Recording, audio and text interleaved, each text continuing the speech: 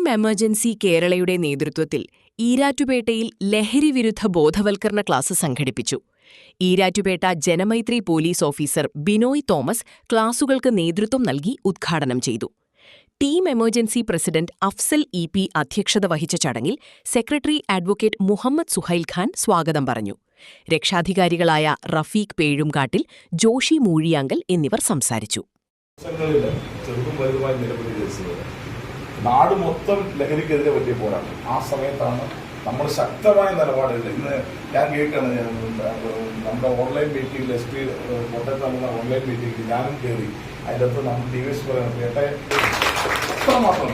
ഞാൻ ഇന്നും എല്ലാ ദിവസവും 2 ക്ലാസ്സുകളിൽ, ഏറ്റവും കുറഞ്ഞ PTA മീറ്റിങ്ങുകളിൽ 2 ക്ലാസ്സുകളിൽ മാതാപിതാക്കന്മാരോടും മക്കളോടും എല്ലാം ഞാൻ സംസാരിച്ചുകൊണ്ടിരിക്കുക.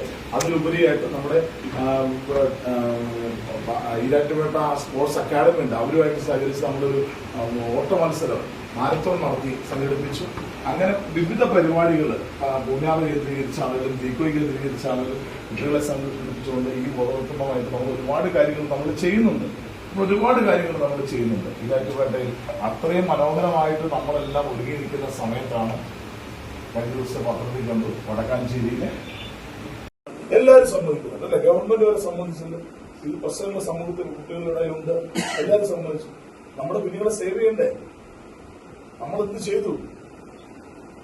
അതുകൊണ്ട് നമ്മുടെ കുഞ്ഞുങ്ങളെ ചെറിയ പ്രായത്തിൽ തന്നെ പറഞ്ഞു കൊടുത്ത് ഇതിന്റെ ദൂഷ്യവശങ്ങളെക്കുറിച്ച് പറഞ്ഞു കൊടുക്കാനുള്ള ഉത്തരവാദിത്തം, അവരോട് തുറന്ന് സംസാരിക്കാനുള്ള ഉത്തരവാദിത്തം അവരെ നമ്മൾ പ്രകടിപ്പിക്കണം. കുഞ്ഞുങ്ങളെ സ്നേഹം അവർക്ക് ബോധ്യമാവണം. മാതാപിതാക്കന്മാരുടെ സ്നേഹം കുഞ്ഞുങ്ങൾക്ക് ബോധ്യമാവണം. നമുക്ക് ഇഷ്ടമുണ്ടെന്ന് പറഞ്ഞിട്ട് കാര്യമില്ല, അത് അവർക്ക് അത് അനുഭവിക്കാൻ. എനിക്കറിയാം, ഇതെല്ലാവരും വലിയ ഫ്രണ്ട്ഷിപ്പാന്നൊക്കെ പറയും, പക്ഷെ യഥാർത്ഥമായ സ്നേഹം ഫ്രണ്ട്ഷിപ്പ് ചില മാതാപിതാക്കൾ ഞങ്ങളുടെ കൂട്ടുകാരെ പോയാൽ ഒരു കൂട്ടുകാരുമല്ല.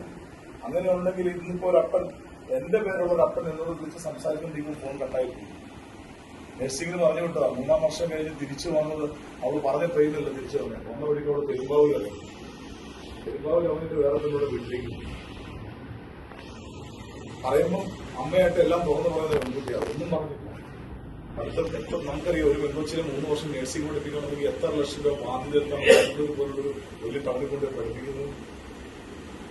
അപ്പൊ കരയാം. അപ്പനെ ഒന്ന് ആശ്വസിപ്പിക്കാൻ എനിക്ക് പറ്റിയില്ല, ഫോൺ കട്ടായിരുന്നു. ഇതാണ് അവസ്ഥ. അത്രമാത്രം ഭയാനകമാണ്. നമ്മളത് മനസ്സിലാക്കണം. നമ്മുടെ സംസാരങ്ങൾ ആ കുഞ്ഞുങ്ങൾക്ക് മാതൃകയാവേണ്ടത് മറ്റുള്ള കുട്ടികളല്ല, മറ്റുള്ള ദേശക്കാരല്ല, പാലക്കാരല്ല, അല്ലെങ്കിൽ കാഞ്ഞിരപ്പള്ളിക്കാരല്ല. നമ്മുടെ കുഞ്ഞുങ്ങൾക്ക് മാതൃകയാവേണ്ടത് ഇവിടെ ഇരിക്കുന്ന ഓരോ വ്യക്തികളും നമ്മൾ തന്നെയാണ്.